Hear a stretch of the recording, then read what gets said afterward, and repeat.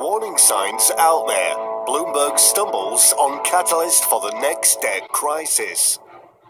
As we pointed out time and time again, rising consumer debt levels are one of the most overlooked risks to the US economy, especially as household debt levels, excluding mortgages, climb to record highs, and credit card charge-offs at smaller banks have surged in recent months.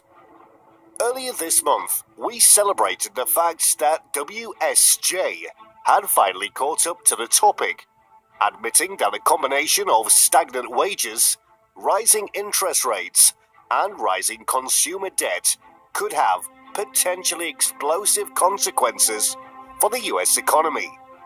And now, Bloomberg has also jumped on the bandwagon, warning that rising credit card debt could also cause problems in the not-too-distant future, once baseline interest rates have had to rise.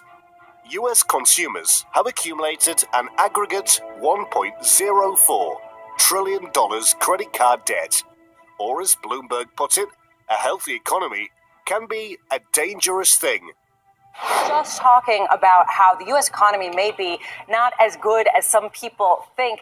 Tie consumer debt into this, given the fact that we have seen delinquencies starting to tick up. Yeah, sure. Lisa, for me, there's three indicators. Two of them will come out this week to show us that the U.S. economy is in a late cycle. First is a 12-month moving average of non-farm payrolls. That peaked in 2015, almost 100,000 higher than the current 12-month average. Other indicator of late cycle is auto sales. Same kind of story, 12-month moving average, also turning down. Third factor, you mentioned delinquency on credit cards going up. This is another thing for me is late cycle, telling me there's stress in the economy.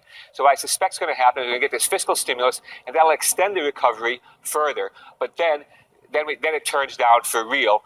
And that's either late 2019 or early 2020. And this credit card stress is just another sign that American households, average American household, struggling to make ends meet, partly because wages are not keeping pace with inflation and productivity. This is a really important point. In a story just crossed the Bloomberg terminal, rising rates sounding alarm bells for debt-laden U.S. consumers. Fewer than 40% of U.S. consumers say they always pay their credit cards in full. I'm just wondering, how much will the increases in Fed funds rates start to affect these consumers with higher rates? Yeah, probably not that much, partly because, on our credit cards, the credit card companies didn't cut our rates that much when interest rates were at zero. They're not raising them that much now. I think what's happening now is just the accumulation of past debt rather than interest rates. But on the other hand, many mortgages, some still tied to variable rates, tied to LIBOR, not to some kind of T-bill index.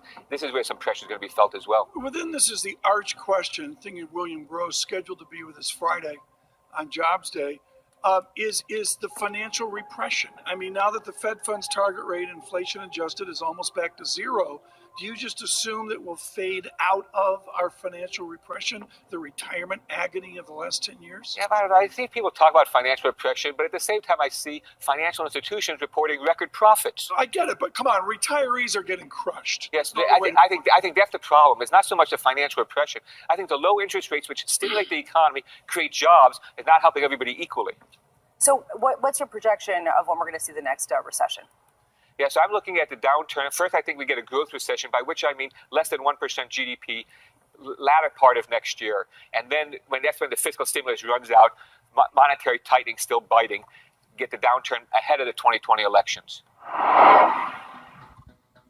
When consumers are confident or overconfident is when they get into credit card trouble, said Todd Christensen,